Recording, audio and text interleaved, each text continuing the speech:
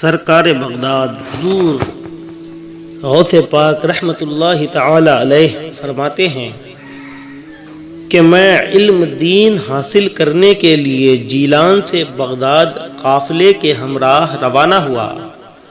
جب ہم ہمدان سے آگے پہنچے تو 60 ڈاکو قافلے پر ٹوٹ پڑے اور سارا قافلہ لوٹ لیا، لیکن کسی نے مجھ سے زبردستی نہ کی۔ ایک ڈاکو میرے پاس آ کر پوچھنے لگا، اے لڑکے، تمہارے پاس بھی کچھ ہے؟ میں نے جواب میں کہا، ہاں۔ ڈاکو نے کہا، کیا ہے؟ میں نے کہا، 40 دینار۔ اس نے پوچھا، کہاں ہیں؟ میں نے کہا، گدڑی کے نیچے۔ ڈاکو اس حقیقت کو مذاق تصور کرتا ہوا چلا گیا۔ اس کے بعد دوسرا ڈاکو آیا اور اس نے بھی اسی طرح کے سوالات کیے اور میں نے یہی جوابات اس کو بھی دیے اور وہ بھی اسی طرح مذاق سمجھتے ہوئے چلتا بنا۔ جب سب ڈاکو اپنے سردار کے پاس جمع ہوئے تو انہوں نے اپنے سردار کو میرے بارے میں بتایا، چنانچہ مجھے وہاں بلا لیا گیا۔ وہ مال کی تقسیم کرنے میں مصروف تھے۔ ڈاکوؤں کے سردار نے مجھ سے پوچھا، تمہارے پاس کیا ہے؟ میں نے کہا، 40 دینار ہے۔ ڈاکوؤں کے سردار نے حکم دیا کہ اس کی تلاشی لو۔ تلاشی لینے پر جب سچائی کا اظہار ہوا تو اس نے تعجب سے سوال کیا کہ تمہیں سچ بولنے پر کس چیز نے آمادہ کیا؟ حضور غوث پاک فرماتے ہیں کہ میں نے کہا، والدہ ماجدہ کی نصیحت نے۔ سردار بولا، وہ نصیحت کیا ہے؟ غوث پاک فرماتے ہیں، میں نے کہا، میری والدہ ماجدہ نے مجھ سے یہ عہد لیا تھا کہ میں ہمیشہ سچ بولوں گا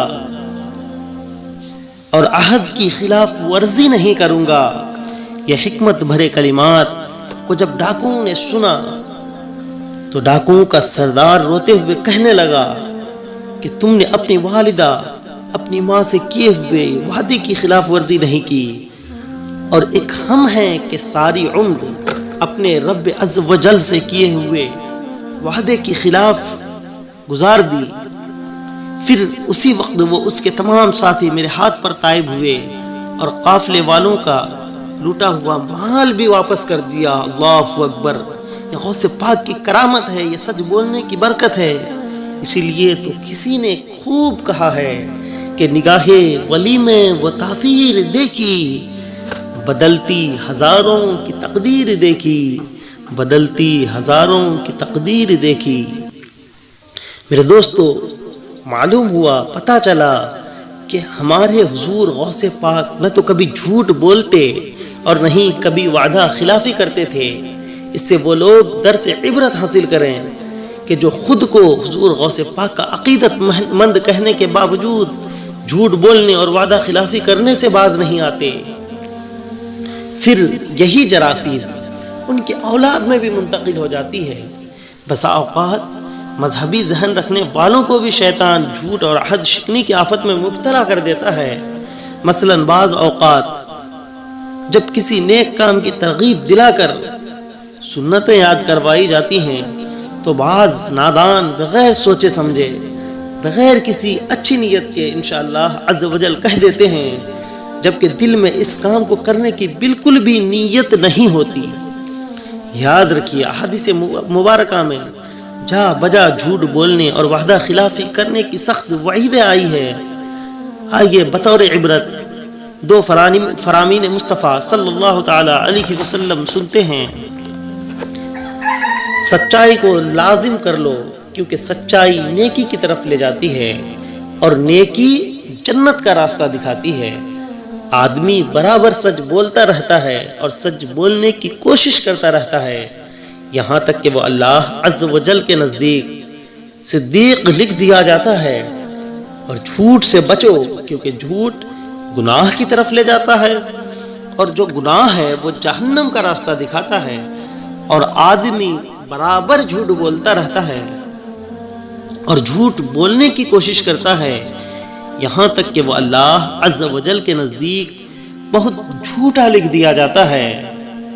اور سرکار دو عالم صلی اللہ تعالی علیہ وسلم ارشاد فرماتے ہیں، فمن اخفر مسلما فعليه لعنة الله والملائكة والناس أجمعين لا يقبل منه صرف ولا عدل، کہ جو کسی مسلمان سے وعدہ خلافی کرے تو اس پر اللہ تعالی، فرشتوں اور تمام انسانوں کی لعنت ہے، اس کا نہ کوئی نفل قبول ہوگا اور نہ ہی فرض۔